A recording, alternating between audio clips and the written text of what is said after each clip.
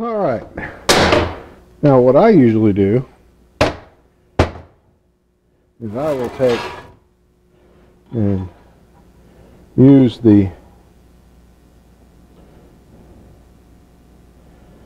CV axle to go ahead and pull that whole thing together, because the CV axle will hold the inner race where it needs to be, and then of course the hub's going to be pushing on the new hub's going to be pushing on the outer race.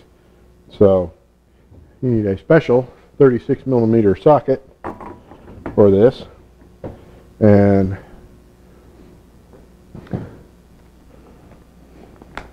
use our impact, because it's a press fit, but it's not like, you know, tight as shit and then some press fit. So it's actually really easy to draw this in, of course providing you have your gun set to the right direction.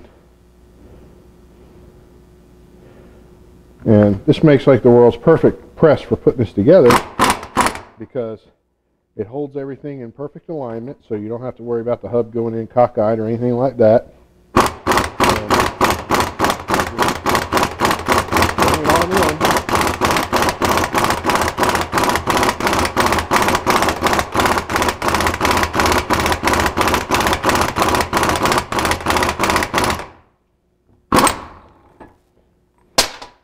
Now, one thing I neglected to mention is that I had lubed these threads up a little bit before I started this, and then about halfway into it I'll hit it with a little more, just so a little extra good measure on the threads there, so we don't damage them. And we just run her on in there. There it is.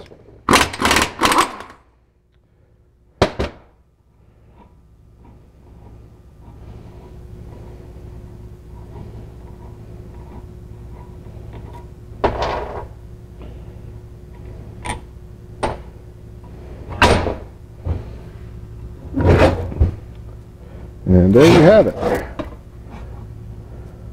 One perfectly pressed in new hub.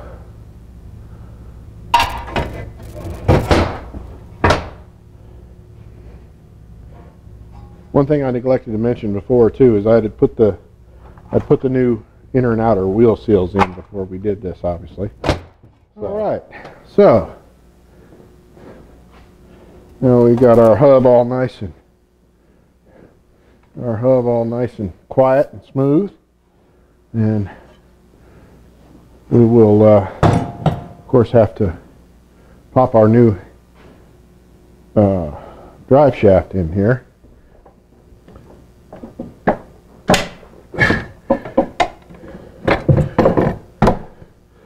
And there she is. Then pop the new one in.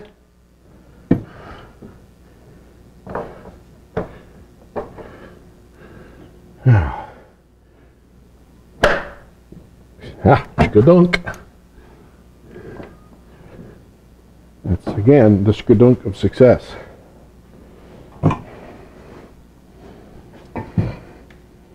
I'm going to set my sway bar link back in place here.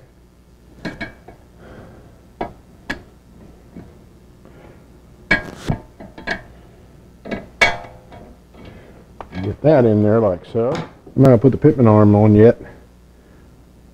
Not just yet anyway, until I get this ball joint bolt tightened down, which indeed needs to be tight as shit and then some. So then we also have to line it up on the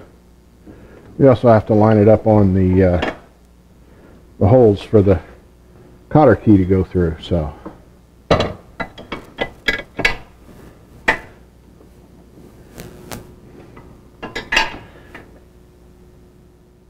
anyway, so we're putting our cotter key back in here, which is, I can't begin to stress the importance of that with especially a lower ball joint, of having that cotter key in place where it goes.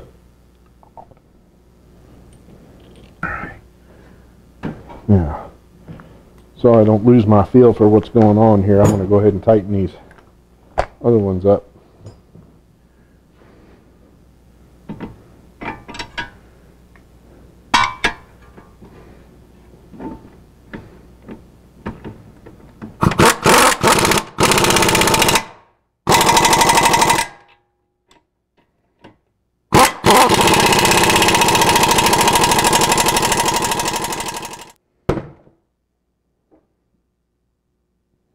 There we go. Just right. Cotter key in place.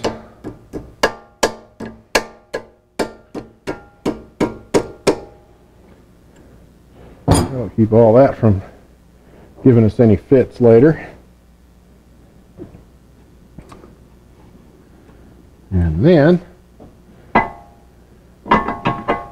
only then, we'll put our tie rod back on there.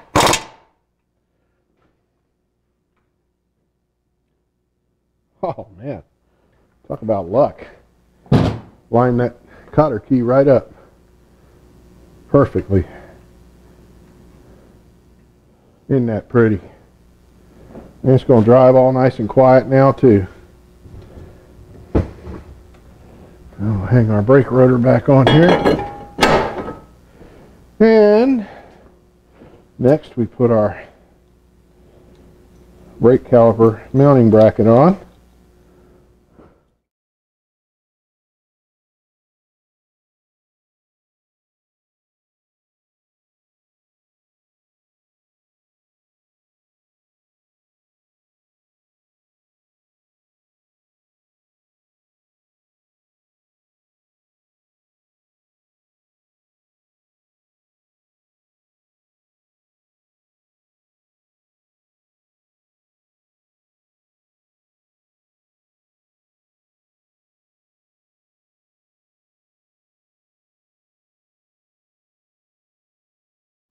Now, one thing you always want to remember when you're doing this, if you've compressed a brake caliper, you know, to take it off, you always want to remember to, when you get back in the car, to pump the brake pedal a few times before you go driving off, because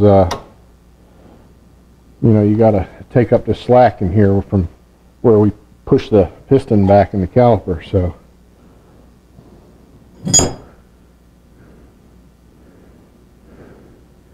and we lock these down.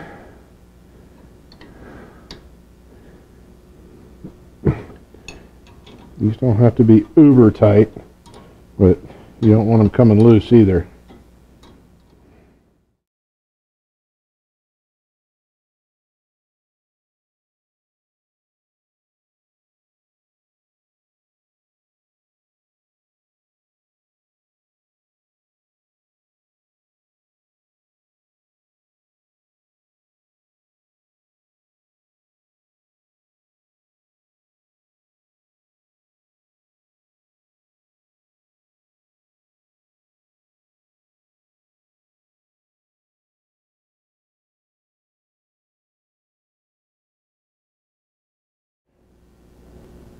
So anyway, that is how you change the front wheel bearing and hub assembly in a 1998 Nissan Maxima. You know, it's an expensive job if you have to pay somebody to do it, because most folks don't have the ability to press that hub out and or press the new hub and bearing back in. So you know, I'm going to be saving these folks a considerable amount of money in labor, since I've already got the equipment. You know, and they're friends of mine and I'm helping them out. So anyway, thank you for watching. If you like what you see, tell me so in the comments below. I want to hear from you, what you like, what you don't like, good, bad, otherwise. Or if you want to, you can always email me at MacGyversWorkshop@gmail.com, and I can respond to you personally. I try and stay on top of the emails best I can. Sometimes it might be a day or two before I get back to you, but either way, again, thank you for watching, and subscribe, stay tuned. You never know what else we're going to roll in here. So Thank you.